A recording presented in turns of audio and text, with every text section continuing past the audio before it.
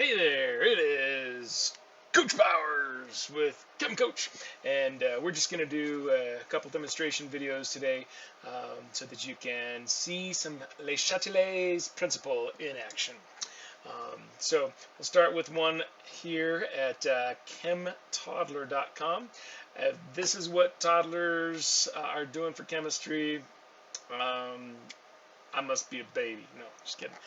So anyway, let's go ahead and watch this first one. We'll watch a sequence of a few of them here. This first one is looking at how adding an ion into a solution is going to cause the reaction, in this case, to proceed to the right, going from a pale blue copper 2 chloride basically to a greenish yellowish copper complex ion CuCl4, another form of a copper 2 chloride, but it's called a complex ion. So now we're putting the water back in. Put the water back in, and that just basically is causing it to go back to the pale blue. It's not just diluting it. You notice it's changing the color.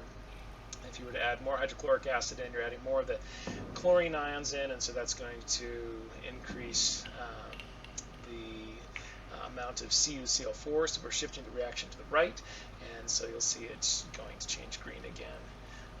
The zoom in feature, here we go.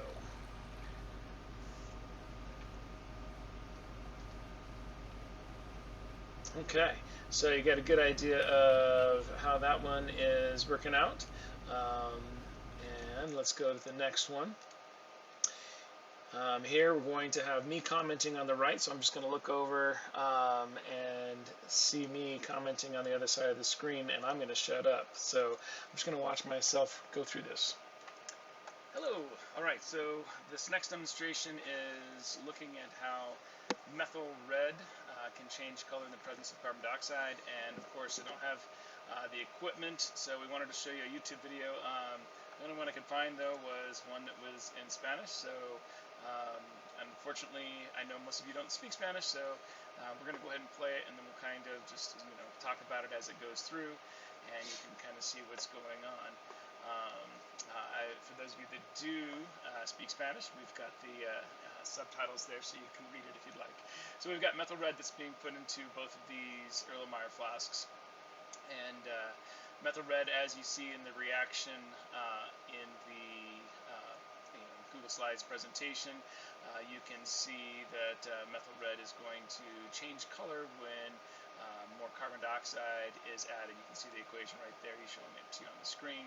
Carbon dioxide plus water is going to give you hydrogen carbonate, or carbonic acid as it's also known. The carbonic acid is going to cause it to be a different color. You'll notice here we've got methyl red being put into, and this is just basically pure water. Stick it into that pure water and it's going to be yellow. And then if we're adding carbon dioxide, then we're increasing the amount of carbon dioxide, so it's safety first, baby. Get those goggles on. Changing its pH. These goggles aren't as cool as mine. To lower its pH, and so you can see here as you blow air into it, it takes a little while, but as you continue to blow air into it, you can eventually get it to change pink. Now he's obviously using a tank here because it does take quite a bit of blood to get this thing to work. So now he's finally got the carbon dioxide in there. Now here you can see he's heating it up. The reason he's heating it up is because that's going to cause the bubbles starting to leave. That's going to cause the carbon dioxide to start to leave the solution. So you can see that it turns yellow again, and so it's returned back to its normal excuse me, color from the beginning. Anyway, so that's the demonstration that we wanted you to see, and just didn't have an English-speaking one, so hopefully you can get the idea from there. All right, so now we've got another one. Now this is basically just one that is showing a heating of some of the pale blue copper 2 chloride.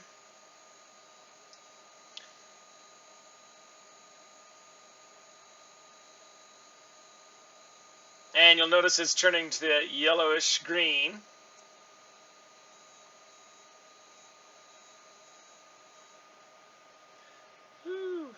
All right, right, so this is something that you can use to try to figure out if that is an exothermic or endothermic reaction, right?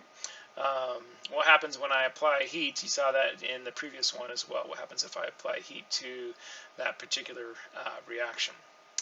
All right, so now we are going to be watching, come on, this is a cool one on the effect of temperature.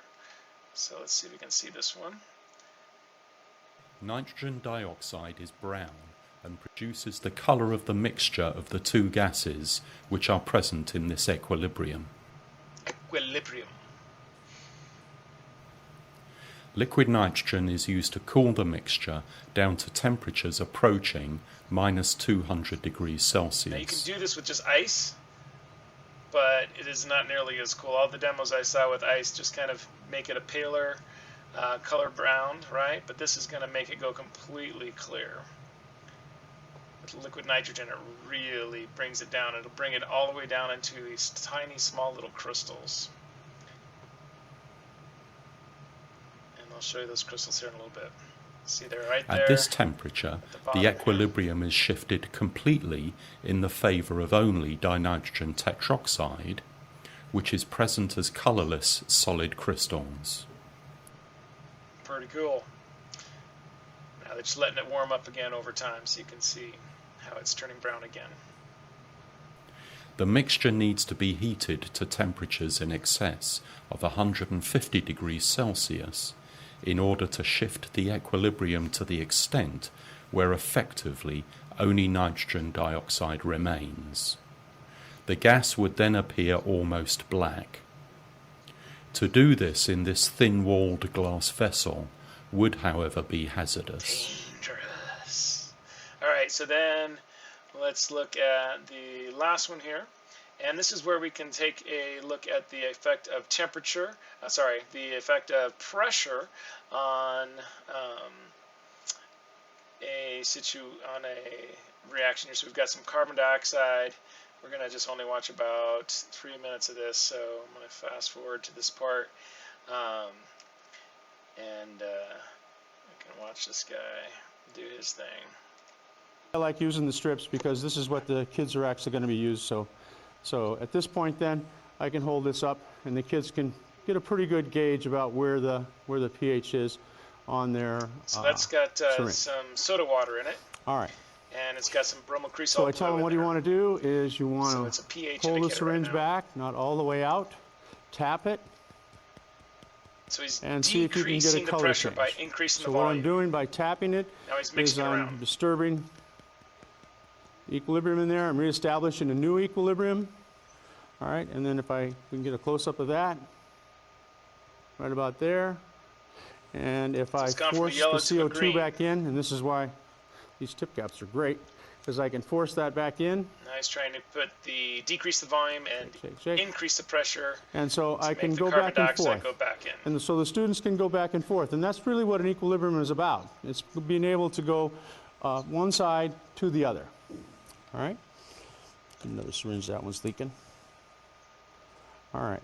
So what I would, in the activity, they'll ask me, well, how far can we go? Can we go all the way to blue? So that's what we're going to try to do. All right, so I'll hold that up, pull it down, tap, tap, tap, tap. So carbon dioxide is coming out of solution right now, right? Okay. Because and if I remove the top, decrease the pressure, and force the CO2 out. He's forcing the extra CO2 out, so now there's less CO2 in there. And then pull back again. And again, tap, tap, tap, tap, tap, tap. And again, the bromocresol is just indicating. And there's my blue. So that's the first part of the experiment. pH changes, but you can at least see. They have a lot of fun. If I let them do this as a lab, they can do it at a lab, or I can do it as a demonstration. Either way, a lot of it depends on the time and where we are in the course. But actually, that's looking pretty good. Can you see that? Got a good close up of that? You can at least see that pressure changes are changing the amount of carbon dioxide let's just check that's in the solution. My beaker. Still looks pretty good. Still a lot of CO2 in there. Reaction. All right. Now, the kids will want to know, how do we get back? How can we get back again? Well, if you use small bottles of seltzer like this, you have a ready available source of carbon dioxide. It's already inside the bottle. So if you just pop the top a little bit, take the tip cap off, and just draw the CO2 back up through, put the tip cap back on, force it back in, shake, shake, shake, again. Putting Okay, CO2 and you back can in the force that system. equilibrium all the way back Now again. it's gotten yellow again. All right, and depending on the level of my students, All depends on how much you get into this. So that just gives you at least a few demonstrations that you can use to kind of tie in some of the concepts that you're seeing in the PowerPoint with what it is that we can't physically do ourselves right now on our away from school remote learning, but at least you can see some cool demos with it. So hope that helped you understand the concepts.